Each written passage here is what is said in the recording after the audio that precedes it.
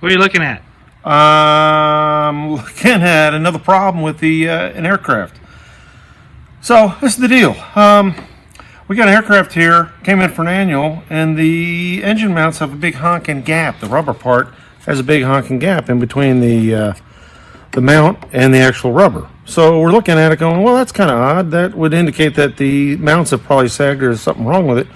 What we come to find out is these mounts are in backwards. The mounts with all the ribs on it are supposed to be in the back. The soft ones are supposed to be in the front. So these are the hard ones. So that's probably part of the problem. All of the mounts are in backwards. So the customer just is going to eat about $2,500 worth of mounts because some jackwagon didn't put them in right. So this is the garbage side. We're going to come back and show you the mounts when we take them out, and then we're also going to show you what the mounts are supposed to look like. We've got some pictures out of the Beechcraft manual, but this makes my head explode.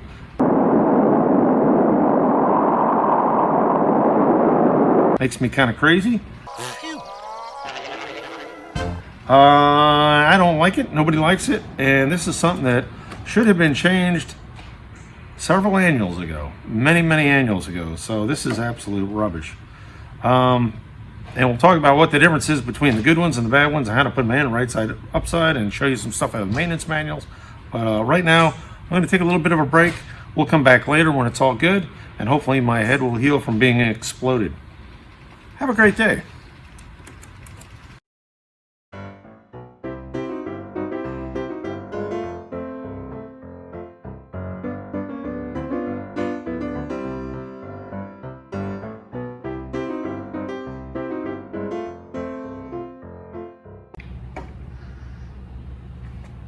Weren't you looking at that before?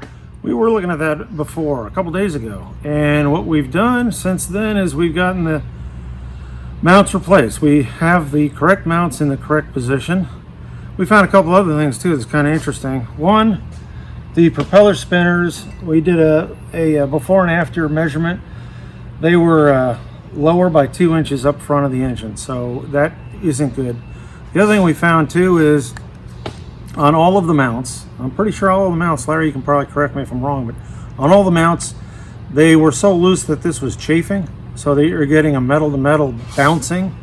So there was very little, if any, shock absorption or vibration isolation. So that should make this much better. The other thing we're going to do too is we're going to do some dynamic propeller balancing.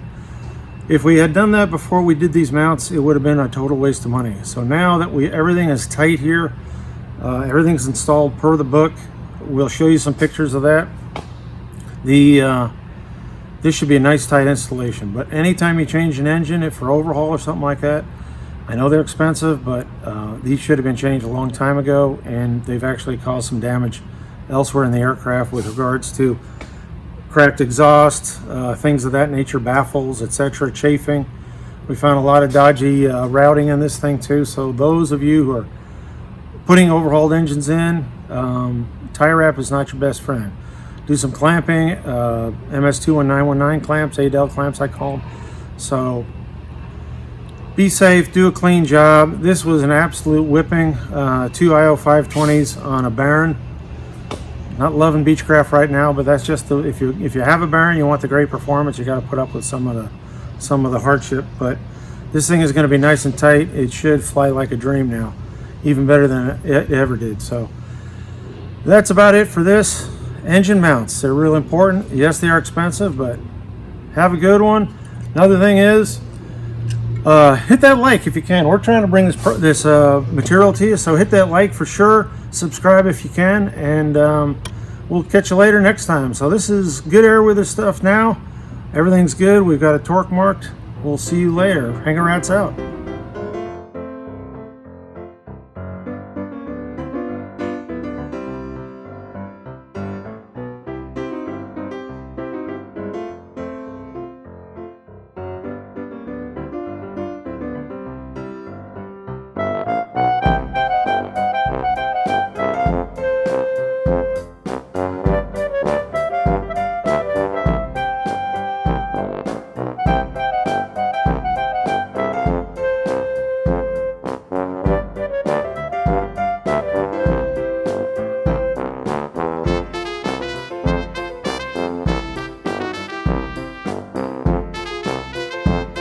you.